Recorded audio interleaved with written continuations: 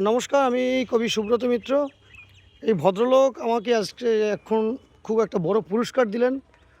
তো আপনি আমাকে এখন কী অবস্থায় দেখছেন এবং আপনি যে আমাকে বলছিলেন কথাগুলো কেন? ভালোর জন্য বললাম। মানে আমি কি করছিলাম এখন? ছড়াচ্ছিলেন, কি ছড়াচ্ছিলাম? আপনি দানা ছড়াচ্ছিলেন, গাছের দানা। গাছের দানা ছড়াচ্ছিলেন। তো আপনি জানেন, আমি একটু আমার দিকে ধরাচ্ছি। আমি গত পরশুদিন রাত 10টার সময় আচ্ছা আক্রমণের শিকার হয়েছিলাম। আচ্ছা আচ্ছা কারণ হচ্ছে এই দানা, এই যে ব্যাগে আছে দানা দেখাচ্ছি, এই যে দানা এখানে দেখতে পাচ্ছেন প্রায় দানা দেখে নিন। এক ব্যাগ। এটা আমি এক বস্তার মতো প্রায় নিয়ে বেরিয়ে বিভিন্ন জায়গায় ছড়াচ্ছিলাম। এটা তো আমার তো স্বার্থের কিছু নেই, না না সমাজের জন্য। অবশ্যই তো আপনি আমার কাছে দাঁড়িয়ে বললেন এরকম লোক খুব কম আছে, এক্ষুনি বললেন কিনা? অবশ্যই। কিন্তু সেখানে প্রায় 14-15 জন ছেলে মিলে ধরে এই মারে সেই মারে আমার মতো মানুষকে। কি অবস্থা! এটা হচ্ছে গড়িয়া শ্রীরামপুর প্রণবনগর ক্লাবের পাশে কাটা ভিআইপি ওই মাঠে।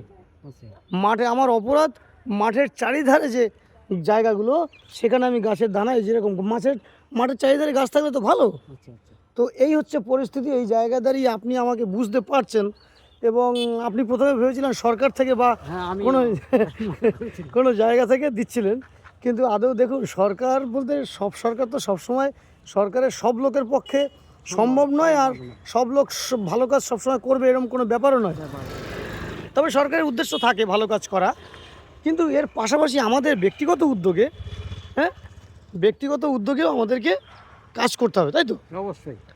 আমার খুব ভালো লাগলো যে আপনি আমাকে দেখে এটা অনুভব করছেন। আমি দেখুন, আমি দেখাচ্ছি, এটা আমি আছি 3 নম্বর ওয়ার্ডের অন্তর্গত। আমি খালের পাশ দিয়ে জল নিতে যাচ্ছিলাম। দেখুন আমি এই নিত্য কাজকর্মের পাশাপাশি এগুলো করছি। বিভিন্ন জায়গায় যেখানে ফাঁকা, যেসব জায়গাগুলোতে ফাঁকা পাই সেসব জায়গাগুলোতে করছি। তো কাজটা ভালো কাজ তো। ভালো ভালো কাজ। এই মাটি ফাটি ধসে যাচ্ছে বা ধরো একটা গাছ থাকাই কত উপকার, একটা সৃষ্টি মানুষের। এগুলো তো গাছের হাওয়া একটা আলাদা। তো আপনার নাম কি? দুলাল মিস্ত্রি। আচ্ছা, এই এই অঞ্চলে থাকেন? আমি এই সারদা বলি।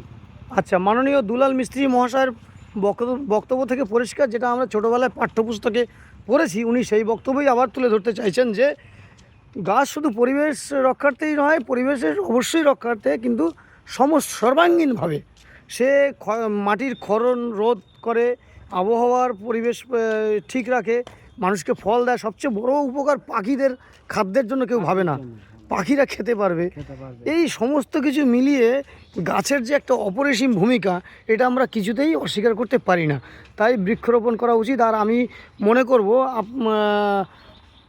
যারা সারা বছর, আপনিও শুনবেন, সারা বছর আমরা যত ফল খাই, গরমকালে আমরা সবাই ফল খাই, অবশ্যই অবশ্যই তো সবাই ফল খাওয়ার পরে যেন সেই ফলটা, দানাটা ধুয়ে শুকিয়ে আমরা ঘরে রেখে দিই।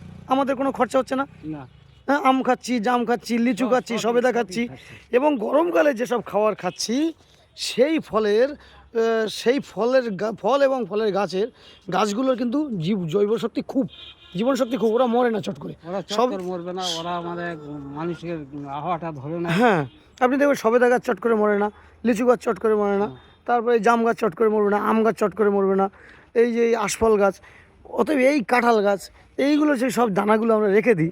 আমরা যদি এই সময় ছড়াতে থাকি, আরে কিছু গাছ তো হবে, কিছু হবে। কি বলেন? 10টা গেল, হয়তো দুটো হলো, দুটো হলো এবার ওই যে বড় হবে। এই হচ্ছে ব্যাপার। খুব ভালো থাকবেন, আমার খুব ভালো লাগলো। আপনার আরেকবার বলুন নামটা। দুলাল মিস্ত্রি। মাননীয় দুলালবাবুর মতো অনেক মানুষ এই সমাজে তাদের আত্মপ্রকাশ ঘটাক। হ্যাঁ, নমস্কার। আত্মপ্রকাশ ঘটাক, এভাবেই সাহস দিক আমাদেরকে। আপনি আরও একটা বড় উপকার করে গেলেন। আপনি আমার মতো মানুষকে সাহস দিয়ে গেলেন যে আমি সঠিক দিকে আছি, সঠিক কাজ করছি। ধন্যবাদ দুলালবাবু। অবশ্যই আসলাম। হ্যাঁ।